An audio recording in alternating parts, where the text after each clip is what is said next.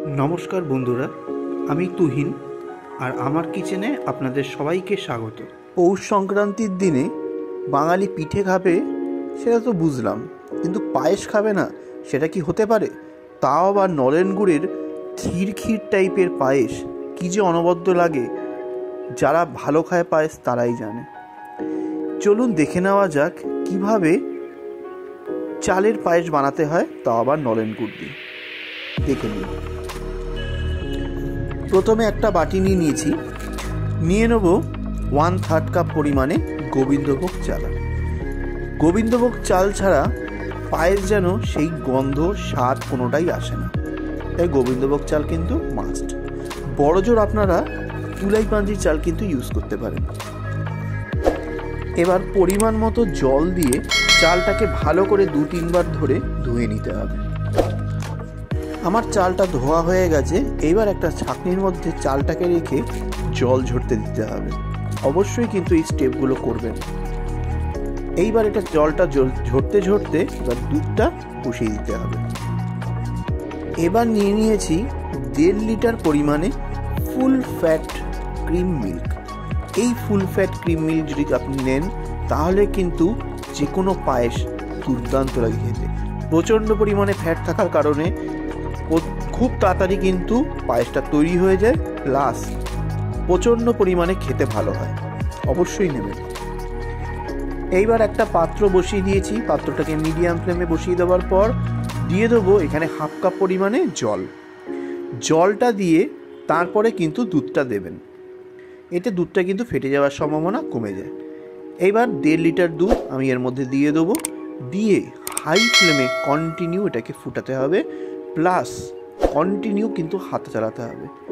খুব তাড়াতাড়ি কিন্তু তলাটা ধরে যায় এই পায়েস করার সময়, খুব সাবধান। প্রতিটা মুহূর্তে কিন্তু আপনাকে ফ্লেমটাকে কন্ট্রোল করতে হবে, প্লাস খুন্তিটাকেও চালাতে হবে।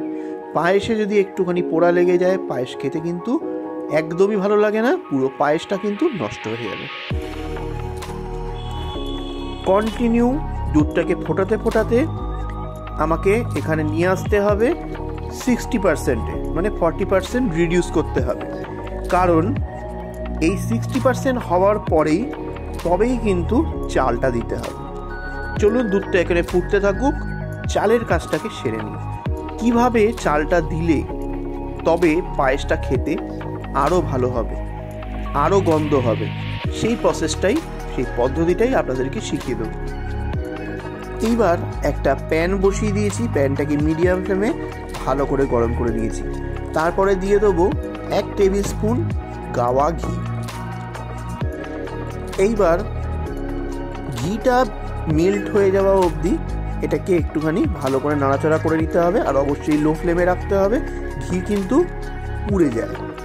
এইবার দিয়ে দেবো কাজু। কতটা কাজু দেবেন সেটা আপনাদের পরিমাণ মতোই দেবেন, কারণ কেউ কাজু বেশি খেতে পছন্দ করে, কেউ কম খেতে পছন্দ করে। বুঝে শুনে কাজুটা ইউজ করবেন, এর পরিমাপটা আপনাদেরকে বলছি না। কাজুটাকে একটুখানি হালকা ফ্রাই করে নিতে হবে। এইবার যখনই দেখবেন কাজুতে হালকা হালকা রং ধরা শুরু করেছে তখনই দিয়ে দিতে হবে আপনার পছন্দ মতো, আপনার পরিমাণ মতো কিশমিশ। কিশমিশটা দেওয়ার পর এটাকেও কিছুক্ষণ ফ্রাই করে নিতে হবে লো ফ্লেমে। যখন দেখবেন কিশমিশটা ফুলে উঠেছে তখনই বুঝতে হবে একদম পারফেক্টভাবে ভাজা হয়ে গেছে। দেখুন কিশমিশটাও ভালো করে ভাজা হয়ে গেছে। এবার কাজু কিশমিশটা প্যান থেকে তুলে নেব।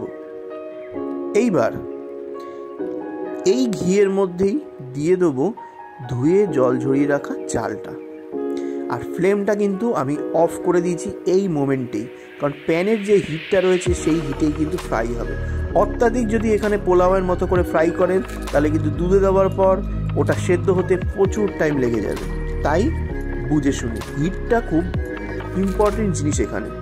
ভালো করে এখানটা ফ্রাই করে নেবেন। ফ্লেমটা অফ করে দিয়ে সুন্দর করে ঘিয়ের গন্ধটা চালের মধ্যে ঢুকে যাবে, ভালোভাবে এনহ্যান্স হবে, দারুণ লাগবে খেতে। অবশ্যই এই পদ্ধতিতে করে খেয়ে দেখবেন। এইভাবে চালটাকে আমি ভালো করে ফ্রাই করে নেব এই প্যানের হিটেই। এইবার আরেক দিকে দুধ বসিয়ে রেখেছি, সেই দুধটাকে কন্টিনিউ ফুটিয়েছি, কন্টিনিউ মিডিয়াম ফ্লেমে ফুটিয়েছি আর হাতা চালিয়ে গেছি। এটা কিন্তু দুটো কাজই সমানভাবে করতে হবে। এবার দেখুন দুধটা কিন্তু অনেক কমে গেছে, প্রায় 60%, 40% কিন্তু রিডিউস হয়ে গেছে। এইবার এই মোমেন্টেই আপনাকে দিতে হবে যে গোবিন্দভোগ চালটা ঘি ভেজে রেখেছি সেইটাকে দিয়ে এবার হাই ফ্লেমেই কিন্তু ফোটাতে হবে, লো ফ্লেমে কিন্তু ফোটাবেন না, আর খুন্তি চালাতে হবে। এর সাথে দুধও কমবে এবং চালও ফুটে বড় হয়ে যাবে, মানে চালটা সুসিদ্ধ হয়ে যাবে। দুধটাকে ফোটাতে ফোটাতেই দিয়ে দিতে হবে 6টা ফাটিয়ে নেওয়া এলাচ, এতে ফ্লেভারটা খুব ভালো হয়। আপনারা যদি গুঁড়ো দিতে চান সেটাও দিতে পারেন। এইবার কন্টিনিউ ফোটানোর পর এইবার দেখুন কমতে কমতে 40%-এ চলে এসেছে দুধটা, কতটা ঘন হয়ে গেছে এবং চালটা যে সুসিদ্ধ হয়েছে সেটা দুধের ওপর থেকেই বোঝা যাচ্ছে দানাগুলো দেখে।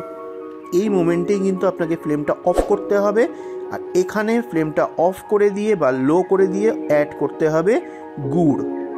ফ্লেম কিন্তু হাইতে দিয়ে গুড় দেবেন না, যদি কখনোই খাঁটি গুড় না হয় ফট করে কিন্তু দুধটা কেটে যাবে, তাই বুঝে শুনেই করবেন। ফ্লেমটা লো করে নিয়ে বা অফ করে দিয়ে দেবেন। এইবার দিয়ে দেবো 1/4 কাপ পরিমাণে নলেন গুড়, যেটাকে খেজুর গুঁড়ো বলে। দেওয়ার পর ভালো করে খুন্তি বা স্প্যাচুলা দিয়ে গুড়টাকে দুধের সঙ্গে মেল্ট করে নিতে হবে। যখনই মেল্ট হয়ে যাবে আবার ফ্লেমটাকে অন করে হাই ফ্লেমে বা মিডিয়াম ফ্লেমে কন্টিনিউ নাড়াতে নাড়াতে এটাকে আরও গাঢ় করতে হবে ক্ষীরের মতো করে। এইবার দেখুন নন স্টপ ফোটাতে ফোটাতে হাতা চালাতে চালাতে প্রায় একদম 25-30%-এ চলে এসেছে, অনেকটাই ক্ষীরের মতো হয়ে গেছে। অজস্র বাবলস দেখা যাচ্ছে দুধের মধ্যে, তার মানে একদম দুধ শুকিয়ে এসেছে।